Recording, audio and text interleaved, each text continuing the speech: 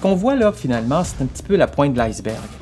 Parce que c'est sûr que ceux qui vivent dans les latitudes élevées, on n'a qu'à penser à nos Inuits, eux voient là, que tout a changé, ils sont plus capables de chasser comme avant, etc.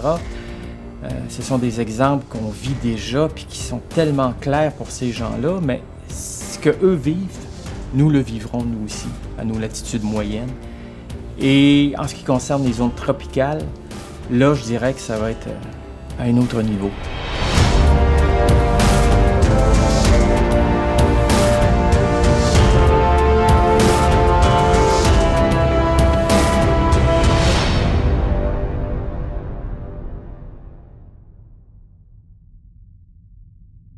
Plus la température va augmenter et que le changement de température va s'accélérer parce qu'on prévoit que ça risque de se produire dans le milieu de ce siècle-ci, qui dit augmentation rapide de température dit un peu, c'est comme si le sud se rapprochait du nord.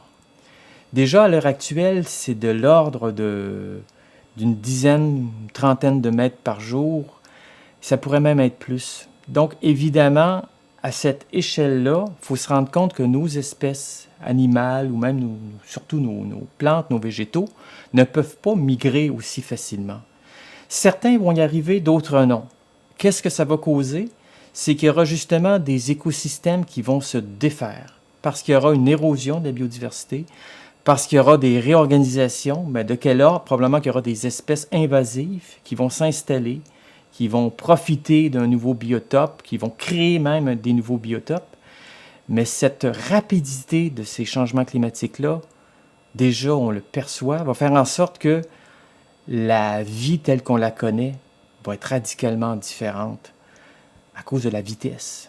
Et ça, c'est un phénomène qu'on parle moins souvent, mais ce phénomène-là de comment la biodiversité va être affectée par le réchauffement climatique, ça risque d'avoir des conséquences sur nous aussi, là, sans nul doute. La thermodynamique nous apprend que tout ce qui va vite se casse, en fait. C'est que pour avoir un phénomène qui se vit dans l'harmonie, il faut qu'il soit graduel. Il faut qu'il soit, en quelque sorte, consenti de part et d'autre. Il faut qu'il y ait un équilibre. Si on brusque trop l'équilibre, on est dans une situation de non-équilibre, et c'est là qu'on se rapproche de l'explosion. Une explosion, c'est quoi? C'est un phénomène auto-entretenu qui fait en sorte qu'on en arrive à un point final, malheureusement, qui est radicalement différent du point initial. Et nous, à l'heure actuelle, c'est ça, c'est qu'on est dans une situation où tout ce que nous touchons s'accélère à cause de nos activités. Il y a l'effet de démographie, bien sûr, mais à cause de ce que nous désirons, à cause de nos modes de consommation, tout s'accélère sur la planète, en termes de prédation, comme en termes de ce qu'on rejette, nos déchets. Donc, c'est ce fait-là ça arrive tellement rapidement, fait que l'équilibre n'a pas le temps de s'établir. Et donc, la notion de crise climatique, on peut dire, on pourrait même la généraliser à la crise planétaire.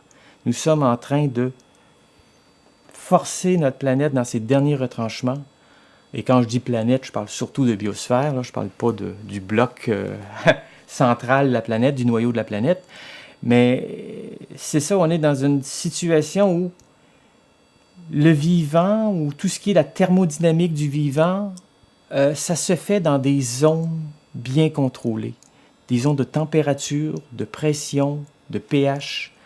Et si nous excédons, si on arrive dans des zones un peu hors de l'ordinaire, c'est là que le vivant va être drôlement affecté. Parce que l'évolution s'est produite pendant des milliards d'années, et là, à l'échelle de quelques centaines d'années, tout ce que la vie a bâti pour vivre bien sur la planète va être comme, on rejette ça. C'est comme, on oublie ça, là on a besoin d'autre chose. Et c'est là où d'autres organismes plus petits vont peut-être, des extrémophiles comme on les appelle, eux vont probablement survivre dans des conditions qu'on jugerait terribles, vont probablement le faire. Mais nous, par contre, les mammifères ou tous les grands animaux, les grands végétaux, ça regarde pas bien pour nous.